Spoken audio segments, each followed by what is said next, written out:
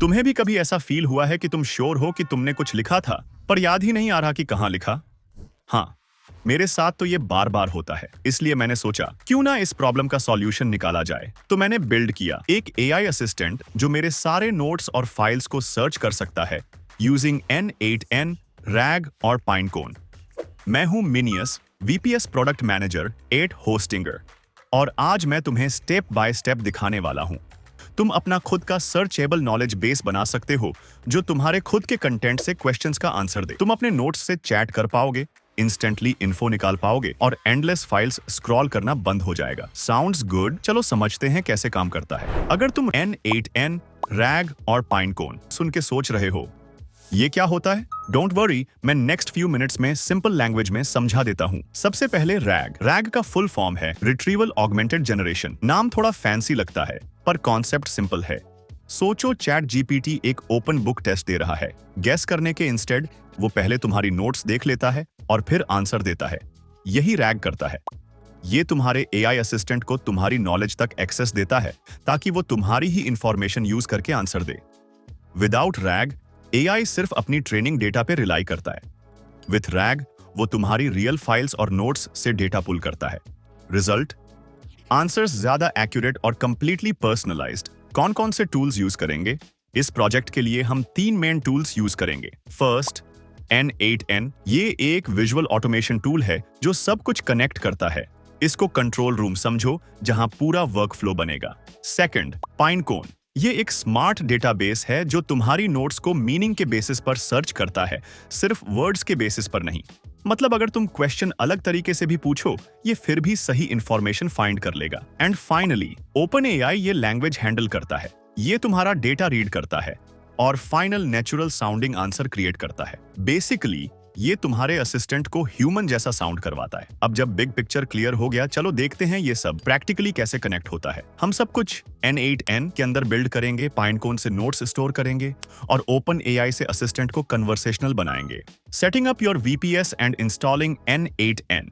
सबसे पहले तुम्हें एक रनिंग N8N चाहिए होस्टिंगर VPS पर। अगर तुमने अभी तक सेटअप नहीं किया, डिस्क्रिप्शन में प्रीवियस N8N ट्यूटोरियल्स चेक कर लो। वहां इंस्टॉलेशन प्रोसेस डिटेल में एक्सप्लेन्ड है। Getting your API keys. अब बिल्ड करने से पहले तुम्हें 2 API कीज चाहिए। वन OpenAI API की platform.openai.com से। ये एम्बेडिंग्स और चैट मॉडल्स के लिए यूज होगी। 2 पाइनकोन API की pinecone.io से। इनका फ्री टायर बिगिनर्स के लिए परफेक्ट है। इन दोनों कीज को रेडी रखना क्योंकि अभी थोड़ी देर में हम N8N में ऐड करेंगे। Building the document ingestion workflow. अब मैं तुम्हें अपना वर्कफ्लो दिखाता हूं। मेरे पास 2 ट्रिगर्स हैं। जब गूगल ड्राइव में न्यू फाइल क्रिएट होती है, जब एग्जिस्टिंग फाइल अपडेट होती है, इन दोनों एक्शंस से वर्कफ्लो ट्रिगर होता है। सेटअप कैसे करें? सिंपल, गूगल ड्राइव क्रेडेंशियल्स को N8N से कनेक्ट करो। फिर एक स्पेसिफिक फोल्डर सिलेक्ट करो जिसे तुम ट्रैक करना चाहते हो। मैंने एक फोल्डर बनाया है, रैग डॉक्यूमेंट्स। इस फोल्डर को अपना पर्सनल नॉलेज बेस समझो। जो भी फाइल सर्चेबल बनाना चाहते हो उसे इसी फोल्डर में डाल दो। N8N हर मिनट चेक करेगा कि कोई फाइल क्रिएट या अपडेट हुई है या नहीं। जैसे ही वर्कफ्लो ट्रिगर होता है, नेक्स्ट स्टेप होता है गूगल ड्राइव फोल्डर से फाइल डाउनलोड करना। अब जब हमने फाइल डाउनलोड कर ली N8N वर्कफ्लो के अंदर, नेक्स्ट स्टेप है पाइनकोन वेक्टर स्टोर को कनेक्ट करना। पर रुको, ये वेक्टर स्टोर होता क्या है और पाइनकोन एग्जैक्टली करता क्या है? मैं इसको सबसे सिंपल वे में एक्सप्लेन करता हूं। पाइनकोन अकाउंट सेटअप।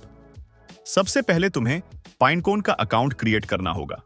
चलो अस्यूम करते हैं तुमने अकाउंट बना लिया।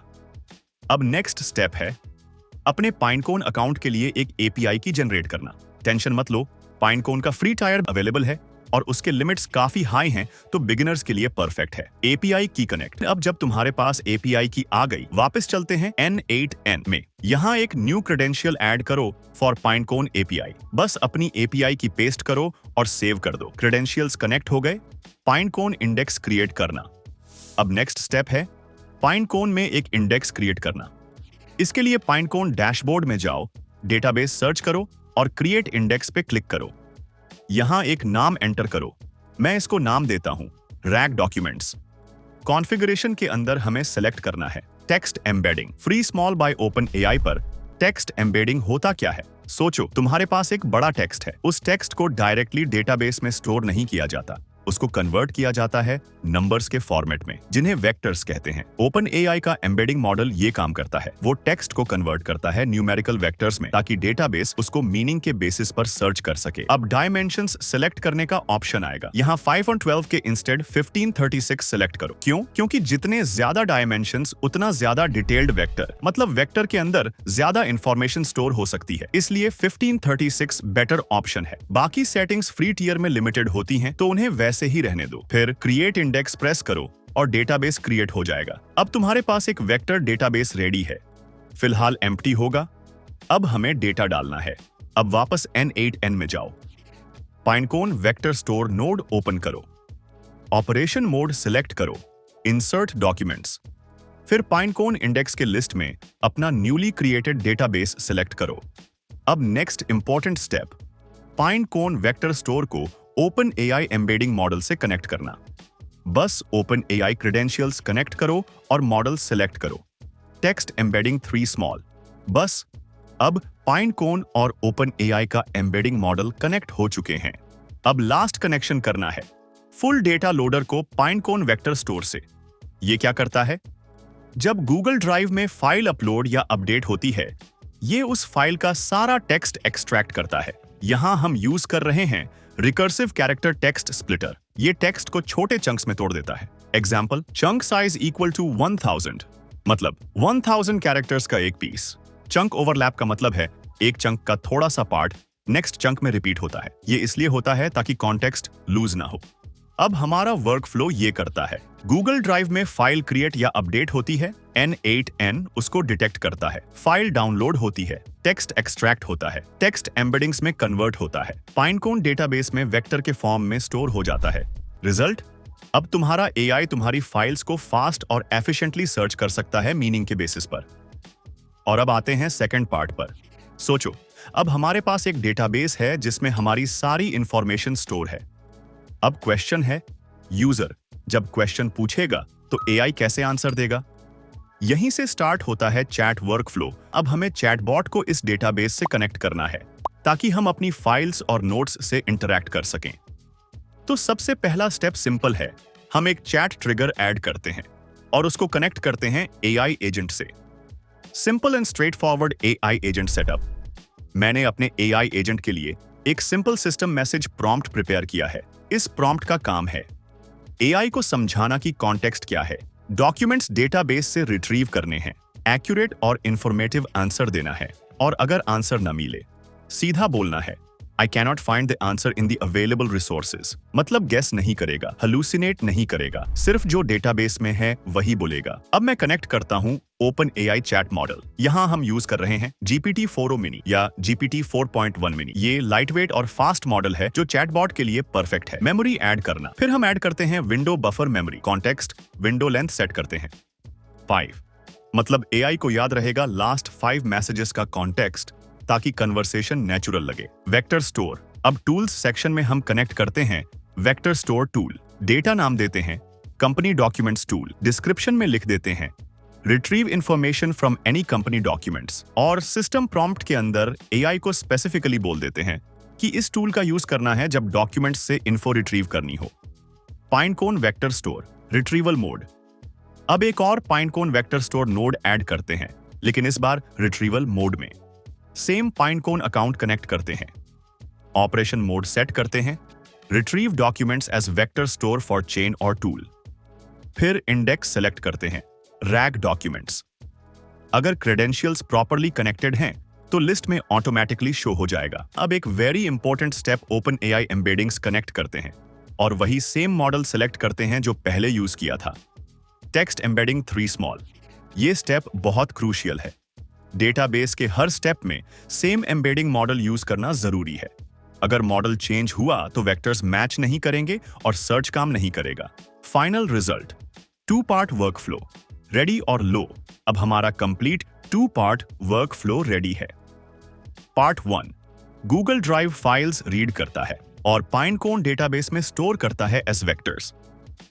पार्ट 2, नेचुरल लैंग्वेज चैटबॉट, जो उन फाइल्स को सर्च करके प्रॉपर आंसर देता है। Testing it out. चलो टेस्ट करते हैं।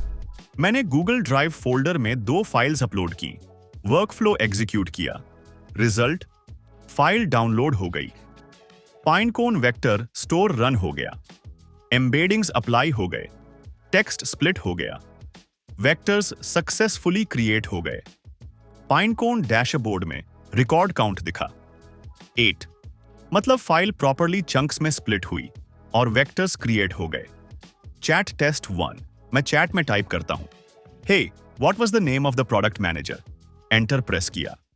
एआई ने पाइनकोन वेक्टर स्टोर यूज किया, रेलेवेंट डेटा रैंक किया और आंसर दिया, the name of the product manager is मिनियस। नोटिस करो, ये गैस नहीं कर रहा, ये डायरेक्टली हमारी फाइल से डेटा पुल कर रहा है।